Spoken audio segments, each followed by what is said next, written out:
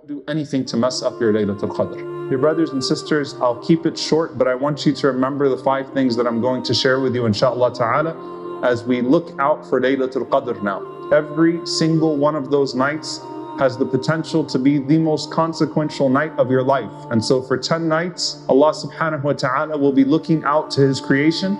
And we ask Allah subhanahu wa ta'ala that what He sees from us is pleasing to Him. Allahumma ameen. And the Prophet sallallahu alaihi wasallam said, whoever stands up, whoever observes Laylatul Qadr with faith and seeking the reward, Allah will forgive them for all of their previous sins. We ask Allah subhanahu wa ta'ala to make us amongst them. Allahumma ameen. So 5 things, dear brothers and sisters, I want you to carry with you, inshaAllah ta'ala, and to set your mind to from now as we get into these last 10 nights. Number 1, as we go into the last 10 nights and as we hope that we catch Laylatul Qadr, remembering that the night starts at Maghrib. Remembering that the night does not start at Isha, but the night starts at Maghrib. How many people at the time of their breaking of the fast will lose out their Laylatul Qadr before they pray a single rak'ah of Taraweeh, before they even make it to Salatul Isha? Why? Because over iftar, you might backbite, you might gossip, you might say something you should not be saying, you might do something that is not pleasing to Allah subhanahu wa ta'ala. And so remember to include everything from the adhan of Maghrib all the way to the adhan of Fajr as part of your Laylatul Qadr. The second thing, dear brothers and sisters, to make sure that we catch Isha and Fajr all 10 of those nights and days within Jama'ah. And if that Jama'ah cannot be in a masjid for those that are not able to, then that Jama'ah is formed in some other way, but to pray it in congregation. To pray 3 hours in the night, but to miss Fajr, for example, or to miss your Isha would not be more pleasing to Allah subhanahu wa ta'ala. So that's the second thing. The third thing, what the Prophet sallallahu alaihi wasallam said authentically, that whoever prays Qiyam with the Imam until he finishes, Allah will write down for him the entire night in prayer.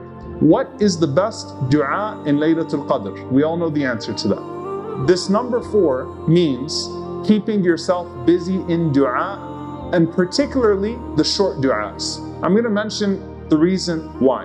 Most people in here, if not everyone, already memorizes Allahumma innaka afuwun tuhibbul afwa fa'fu anni. Oh Allah, you are the pardoner, you love to pardon, so pardon. Use the short, comprehensive du'as you memorize from the sunnah of the Prophet ﷺ and let them engage you throughout the entire night. Finally, dear brothers and sisters, number 5. This is the most comprehensive way to understand Laylatul Qadr, and it's very important. That when the last 10 nights would come in, the Prophet ﷺ would tighten up his waist belt and he would give life to the night. What a beautiful expression.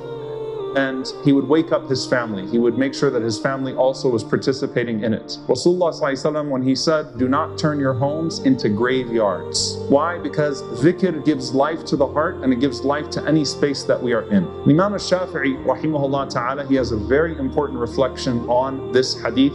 He says that when you look at the companions of the Prophet ﷺ, some of them prefer to spend the night in praying. Some of them prefer to spend the night in qira'at al-Qur'an, in the recitation of the Qur'an. Some of them prefer to spend the night in dua. Some of them prefer to spend the night distributing their sadaqat. Each one of them had a regimen, and they weren't all the same. And subhanAllah, we find a connection between, particularly in that regard, dua and charity, dua and sadaqah to al-qadr, to decree. Why? Because the Prophet ﷺ said that there are 2 things that affect your divine decree. He mentioned dua, that nothing changes the divine decree except for supplication, except for dua. And he mentioned sallallahu alaihi wasallam that nothing extends the life of a person except for a sadaqah, except for charity. That would actually form an extension, change the decree and extend a person's life. Remember, subhanAllah, Laylatul Qadr, the night of Laylatul Qadr was lost because the Prophet ﷺ came out and he saw 2 companions that were arguing.